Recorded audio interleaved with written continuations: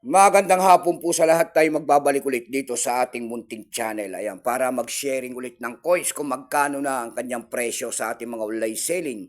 At ito ay ating adlikain. Ayan, mangulikta ng barya. Kaya ako tayo nandito nagsiselling ng kanilang mga presyo. Ang pag-usapan natin guys na barya, ito po ay barya po ng BSP. Ayan.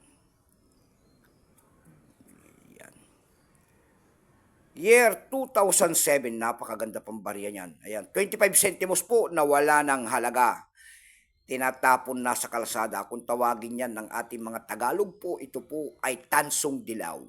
Year 2007. Ayan, muntik na. Muntik na kasi ang hinahanap po dito ay year 2006. Ayan, baka mayroon kayo dyan. 2006 at saka 2008 at saka 2005. Ayan. Mag-comment po kayo dyan. Ayan po, makikita nyo po ang year 1993 ang pagtatag ng ating Bangko Sentral, and then Catwheel dyan po, kaya ang bilog na yan, Catwheel, dyan po bumabase ang ating mga kolektor kung anong reverse o day ang isang coins. Pero itong year 2007 na ito po ay bihira ka na rin makakita sa mga ganitong mga barya na maganda pa yan. Yan guys. Makintab pa yan year 2007 na yan. Ayan. Makintab pa po yan. Ayan, year 2007. Ayan. Tignan natin ang presyo niyan. Ayan. Pero kung ako ang tatanungin niyan po ay semi-hard to find na rin. Napakahirap kasi magagilap ng mga ganitong mga barya na. Pero bago yan tayo magpapasalamat muna sa lahat ng masugid na ating mga tagapagsubaybay dito sa ating YouTube channel. Lalo-lalo na ang aking mga subscriber dyan. Maraming salamat po sa inyong lahat. Maraming salamat din po sa mga masugid ko na tagapagsubaybay dyan sa aking FB page. Lahat po na nakapalo sa akin, magandang hapon po and God bless. Yun naman po, hindi pa po nakapag-subscribe dito sa ating munting channel. Anyayaan ko lang sana kayo't malaking tulong na po ubagay ng inyong magagawa. Tulad na lamang po ng pagpindot ng ating subscribe button, like and share para ma-update ko naman kayo sa mga bago ko pang ilalabas na video. Ayan ang ating pag-usapan po, year 2007 ng 25 centimos nakapalog po sa BSP series. Ayan, tignan natin ang presyo kung magkano ng bintahan yan. Baka mayroon kayo niyan guys, yung hard to find dito ay year 2006. Ayan.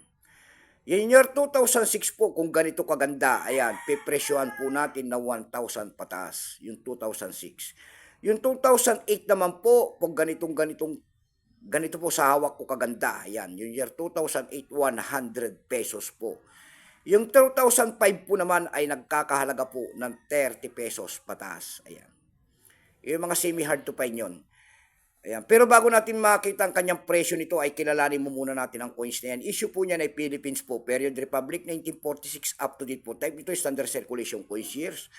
2003 hanggang 2017. Value niyan 25 centimos. Nakapalog po sa BSP series. Currency piso 1967 up to date po. Kung ano itong materialis ang ginamit sa barya na yan po ay brass plated steel. May bigat lamang itong 3.6 grams. May haba naman itong 20 mm. May kapal po naman itong 1.78 mm. Hugis niyan. Siyempre, bilog orientation niyan ay medal alignment number N-15915. Reference number KM-271-A. Ito pong year 2007 na ito, kung tawagin nila ito ng ating mga kolektor, ito po ay large stakes on both sides. Ito po ay 4% lamang. Ayan. Kaya napakahirap maghanap na. Wala rin appraisal price yan doon sa ating mista. Hindi pa binigyan po ng presyo ng ating mga kolektor. Kaya blanco po. Ayan. Dako tayo sa kanyang presyo.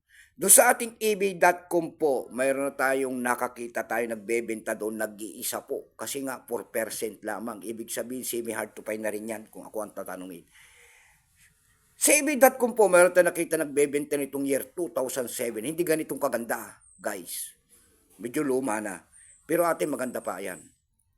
Doon sa ating ebay.com po, binibenta niya po doon ng $15.54 yung year 2007. Yun lang ang akin nakita. Wala nang iba. Kasi nga 4% lamang ito. Sa carousel page naman po, meron tayo nakita nagbebenta nito ng isang piraso po year 2007, 250 pesos na. Ayan lamang po ang aking may babahaging kanyang presyo. Keep safe po sa inyong lahat, in God bless.